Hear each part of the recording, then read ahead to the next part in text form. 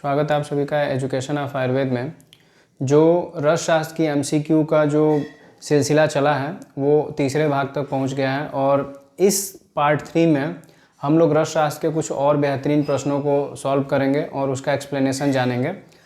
मैं बार बार कह रहा हूं कि जो भी उत्तर प्रदेश फार्मासिस्ट के जो भी विद्यार्थी हैं और जो हमारे द्वारा तैयारी कर रहे हैं, चाहे आप यूट्यूब से कर रहे हैं या हमारे ऐप पे तैयारी कर रहे हो, सभी के लिए जो क्लासेस हैं इम्पॉर्टेंट है, क्योंकि रस शास्त्र का जो विषय है थोड़ा सा डिफ़िकल्ट है। उसी तरह से द्रव्यगुण का जो विषय है वो भी थोड़ा सा डिफ़िकल्ट है।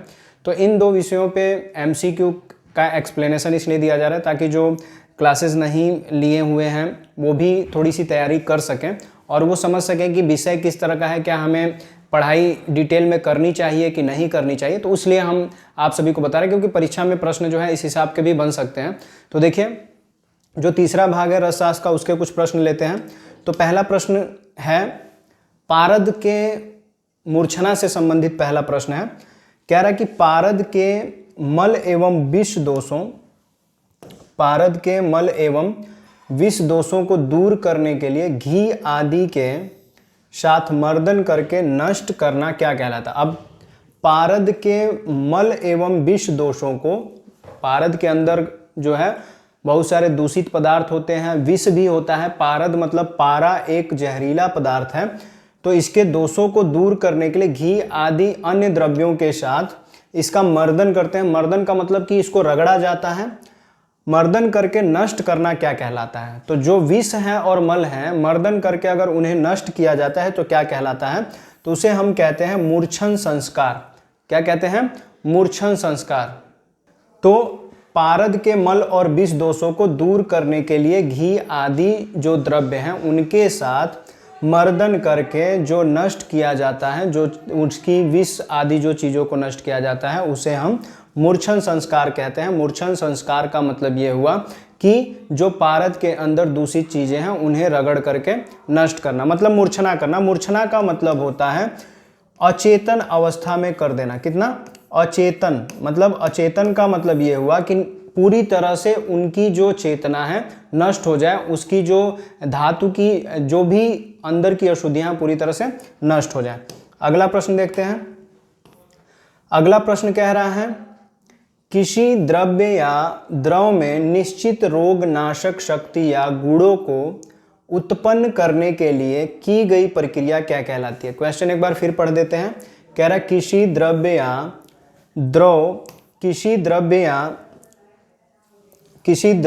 या द्रव में निश्चित रोग नाशक शक्ति या गुणों को उत्पन्न करने के लिए की गई प्रक्रिया क्या कहलाती है। तो दो चीजें हैं, एक मूर्छन संस्कार लिखा है, एक मूर्छना लिखा है।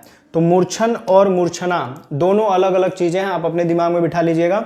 मूर्छन संस्कार मूर्छना से पूरी तरह से भिन्न है। मूर्छना में क्या किया जाता है? मूर्छना जो है वह किसी द्रव से, क्वाथ से, स्नेह से निश्चित रोगनाशक शक्ति को बढ़ाने के लिए किया जाता है। क्या किया जाता है? मूर्छना रोगनाशक शक्ति को बढ़ाने के लिए, रोगनाशक शक्ति को बढ़ाने के लिए किया जाता है। रोगनाशक शक्ति को बढ़ाने के लिए किया जाता है।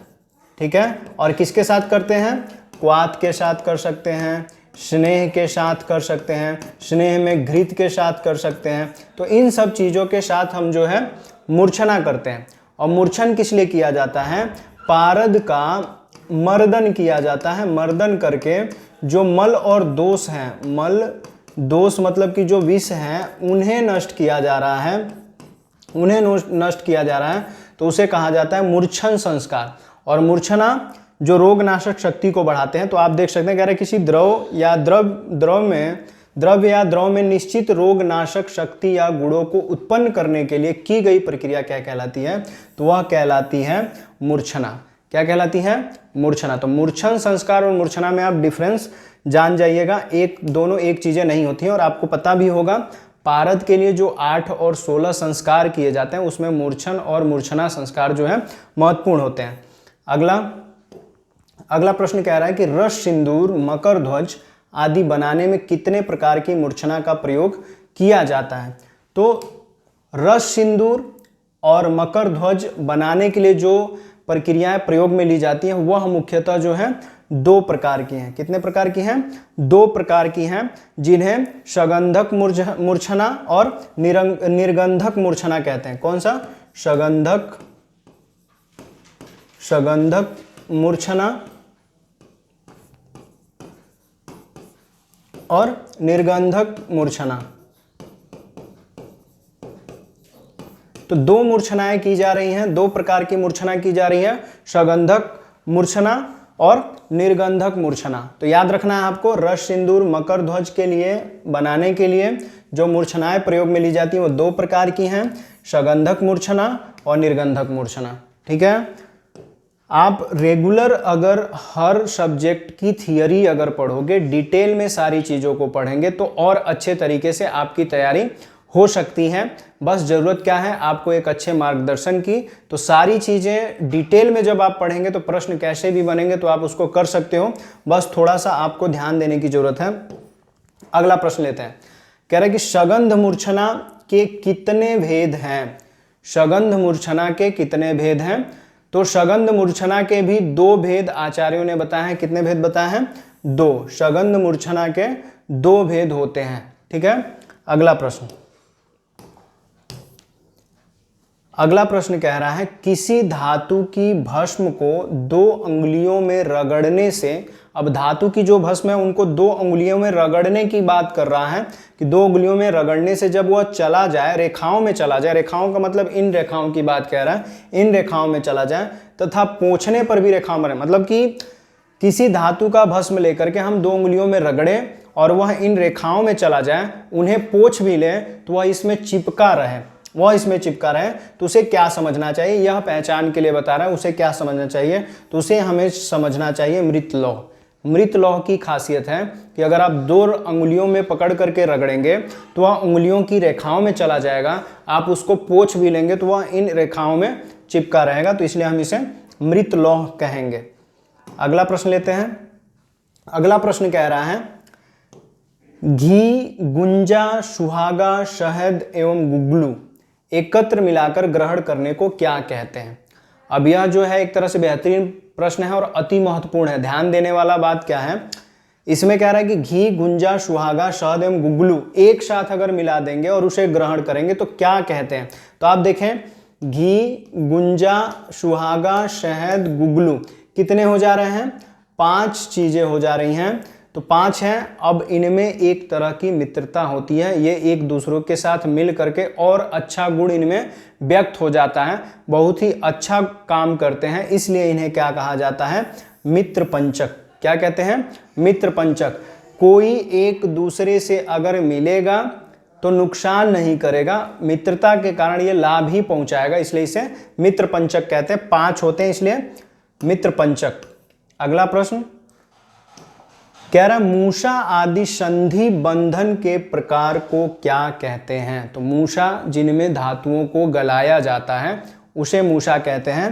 तो कह रहा है कि मूषा आदि बंधन के प्रकार को क्या कहते हैं? संधि बंधन, मतलब कि जिससे मूषा को जोड़ा जाता है, ऐसे संधि बंधन को क्या कहा जाता है? तो ऐसे संधि बंधन को मुद्रा कहते हैं। क्या कहते हैं? मुद्रा। तो संधि बंधन, मूषा आदि के जो संधि बंधन है उन्हें मुद्रा कहा जाता है, याद करना है। ठीक है, अगला प्रश्न। अगला प्रश्न कह रहा है मुक्ता रत्न किस समुद्री प्राणी से प्राप्त होने वाला द्रव्य है? तो ये आसान प्रश्न है, आप अपने हिसाब से लिख सकते हैं, दिमाग में अगर पढ़े होंगे तो होगा। मुक्ता किसे कह रहे हैं? मोती को। किसे कह रहे हैं? मोती को। और मोती समुद्री जीव से प्राप्त किया जाता है, जिस समुद्री जीव को हम शीप कहते हैं। क्या कहते हैं? शीप। शुक्ति भी कहा जाता है और शीप भी कहते हैं। तो दिमाग में रखना कि शुक्ति भी आए तब भी आप जानिएगा और शीप भी आए तब भी आप जानेंगे कि इसे मुक्ता रत्न इससे प्राप्त होता है। ठीक है, अगला प्रश्न। अगला प्रश्न कह रहा है रत्न के किसी भाग में स्वाभाविक वर्ण के अतिरिक्त अन्य वर्ण प्रकट होना कौन सा दोष होता है? अब समझने वाली बात क्या है, ये रत्न से संबंधित प्रश्न है। कह रहा है किसी भाग में स्वाभाविक, मतलब कोई रत्न लिया गया है, उसमें किसी भाग विशेष में खुद का रंग दिख रहा है और उसके अतिरिक्त एक अलग रंग दिख रहा है, तो उससे कौन सा दोष कहेंगे, उस रत्न में कौन सा दोष, रत्नों में भी बहुत सारे दोष होते हैं, उन्हें शुद्ध करने की जरूरत होती है, तो उसे हम जो है त्रास दोष कहते हैं। क्या कहते हैं? त्रास दोष। समझ सकते हैं कि अगर कोई रत्न है उसमें एक उसका खुद का रंग है और उसके अतिरिक्त कोई दूसरा रंग उसमें है तो उसे त्रास दोष कहा जाता है। क्या कहते हैं? त्रास दोष। अगला प्रश्न लेते हैं। अगला प्रश्न कह रहा है कि प्रवाल समुद्र तल में जिस विशेष प्रकार के कीड़े से निर्मित होता है। तो इससे बहुत दो चीजें पता चल रही हैं कि प्रवाल जो है समुद्र में किसी कीड़े से प्राप्त होता है और उसी तरह से कई जगह यह भी उल्लेख है कि प्रवाल जो है समुद्री पौधों से भी प्राप्त किया जाता है। लेकिन यहाँ पे जो प्रश्न है वो क्या कह रहा है? प्रवाल समुद्र तल में जिस विशेष प्रकार के कीड़े से निर्मित होता है उसकी जाति क्या है? जाति का मतलब यह है कि वह किस जाति का जो है जीव है। तो आप देख सकते हैं बहुत सारे ऑप्शन है, एंथेजोआ पॉलिप्स, एंथेजोआ मारिकस, एंथेजोआ साइट्रस, तो सभी। तो इसमें जो आंसर होगा वो है एंथेजोआ पॉलिप्स। क्या है? एंथेजोआ पॉलिप्स। तो हमने क्या बताया कि रस शास्त्र की जो सीरीज आप सभी के बीच में लेकर के आई जा रही है, जिसे समझाया जा रहा है, ये रेगुलर कंटिन्यू रहेगा, लगातार समझाया जाएगा जब तक रस शास्त्र का जो विषय है उससे मुख्यतः जो भी टॉपिक है उसको कवर न किया जा सके तब तक इसे कराया जाएगा। टोटली सारे जो इम्पोर्टेंट टॉपिक हैं उनसे जो MCQ है आपको कवर कराया जाएगा। ऐसे ही बेहतरीन क्लासों के लिए आज ही आयुर्भास्कर ऐप पे क्लास लेने के लिए अपने फ़ोन नंबर से ऐप डाउनलोड कीजिए, अपने नंबर से ऐप में लॉगिन कीजिए और क्लासेस आज ही परचेज कीजिए। आप सभी की जानकारी के लिए बता दें कि हमारे यहाँ जो क्लासेस हैं UPSSC आयुर्वेद फार्मासिस्ट की और UPPSC आयुर्वेद स्टाफ नर्स की जो क्लासेस हैं बहुत ही बेहतरीन तरीके से चल रही हैं। स्टाफ नर्स की क्लासेस कंप्लीट करा दी गई हैं। आप चाहें तो वहाँ से अपनी क्लासेस परचेज कर सकते हो और आयुर्वेद फार्मासिस्ट की क्लासेस भी बहुत तेज़ी से चल रही हैं। अच्छी तैयारी के लिए आप यहाँ पे अपने क्लास को परचेज कर सकते हो। और यदि हमारे चैनल पे आप नए हो और रेगुलर आपको क्लासेस अटेंड करनी हैं तो हमसे जुड़े रहिए, चैनल को सब्सक्राइब कीजिए और बहुत सारी जो भी जानकारी आपको दी जाती है इम्पोर्टेंट है, अपने दोस्तों तक शेयर कीजिए। बहुत बहुत धन्यवाद।